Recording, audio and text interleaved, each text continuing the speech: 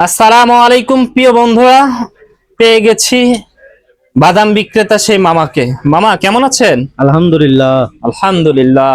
আজকে কোথায় গিয়েছিলেন আপনি? 25 মাইলে কি নিয়ে গিয়েছিলেন? গুড় আর কলা। গুড় আর কলা? জি। আর অন্য কিছু নাই? অন্য বড়ই আছিল ঘরে ছিল। কিছু। কত টাকা বিক্রি হয়েছে মামা? মামা 1200 টাকার মাল নিছি, বিক্রি হয়েছে 500-600 টাকার মতন আর কি, 400 টাকার মতন বিক্রি।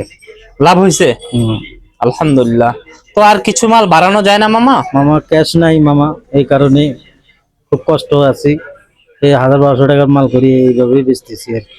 আহা, টাকা নাই মামা? না মামা। আহ, তো এখন কি চাও মামা? একটু সাহায্য চাই, ও যদি দেয় আল্লাহ। আমি দেখি তোমার জন্য কিছু করতে পারি কিনা। হ্যাঁ, হুম। আমি যদি তোমাকে কিছু টাকা উঠিয়ে দিতে পারি, বা ওই টাকা দিয়ে তুমি বেশি করে মাল নিলে তো আরো লাভ হবে, তাই না? জি। তো বাসায় কে কে আছে? বউ আছে, নানি আছে, ছেলে মেয়ে আছে, মোট 5 জন। 5 জন? খানেওয়ালা কয়জন? 5 জন। 5 জন খানেওয়ালা। এই 1200 টাকার মাল নিয়ে কয় টাকা লাভ হয়? এই টাকা দিয়ে কি সংসার চলে?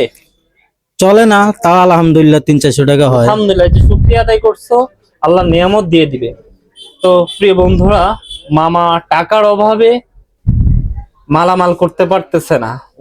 আপনারা যদি মামাকে কিছু সাহায্য করেন, তাহলে মামা সেই টাকা দিয়ে আরো কিছু মাল নিয়ে বিক্রি করলে হয়তো মামার সংসারটা ভালোভাবে চলতো। তো আমি দেখি মামার জন্য কিছু করতে পারে কিনা। যদি আপনারা কেউ সাহায্য সহযোগিতা করতে চান মামাকে, তাহলে মামার উপকৃত হবে।